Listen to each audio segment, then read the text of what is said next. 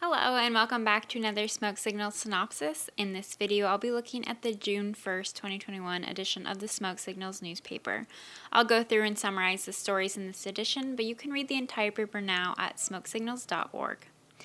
On the front page, we have 4 stories packed in. The first story under the Smoke Signals logo is on the tribe holding the first of 4 enrollment community meetings. The first was held on Wednesday, May 26 over Zoom, and contracted attorney Robert Little presented his findings on tribal enrollment issues, followed by questions from tribal members. If you missed that meeting, more details can be found on page 11. Under the green graphic on the front page, those vaccinated against COVID-19 through the Grand Ronde tribe will have automatically been entered into the Take Your Shot Oregon lottery. Every Oregonian aged 12 and older who gets at least one shot by June 27th is entered into the lottery, where one lucky adult 18 or older will have the chance to win a $1 million prize. 36 adults could win $10,000 prizes, and youth have a chance to win one of 5 $100,000 Oregon College Saving Plan education scholarships. More COVID-19 updates. The Grand Ronde tribal government will not be changing its mask-wearing rules, even for those vaccinated. Our last story on the front page is on Tribal Council incumbents Cheryl A. Kennedy, John A. George, and Steve Bobbs Sr.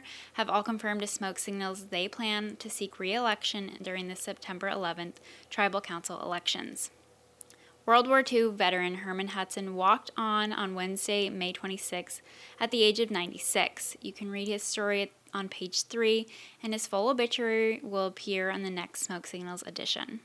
Tribal Council continued adding tribal members to the restoration roll by approving 20 new names during its Wednesday, May 19th meeting. You can read more on that historically important restoration roll and more actions from that meeting on page 5. On the next page, we have a story on the future of Grand Ronde. A community development plan meeting was held virtually on Monday, May 24th. Meetings were launched in May 2018, hearing from community tribal members to help guide and make decisions and setting priorities for the tribe as the 50-year mark of restoration approaches. That story is continued on page 6.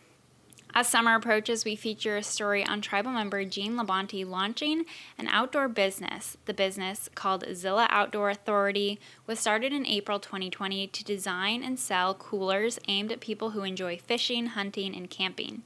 You can see more on those coolers and Labonte's business on page 8. The tribe is expecting to receive $590,055 according to the May 18th Oregon Health Authority press release, as part of the initial funding to provide services required by Measure 110, the Drug Treatment and Recovery Act, approved by Oregon voters in November 2020. Health Service Executive Director Callie Rao said, "We are using the funds to support our efforts to deliver services focused on substance use disorder." To read more on that story, you can see page 9.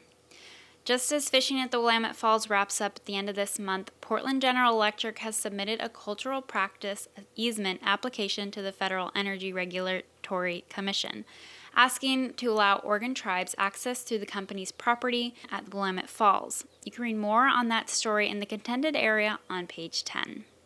People are dumping items that do not meet the Recology Western Oregon's criteria, Tribal Facilities Manager Tyson Mercier said.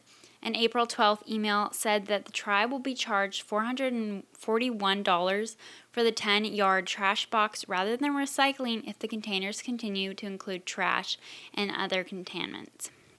And that was your Smoke Signal synopsis. You can read the entire paper now at smokesignals.org or in the print edition coming to you soon. I'm Kamaya, the social media digital journalist for Smoke Signals.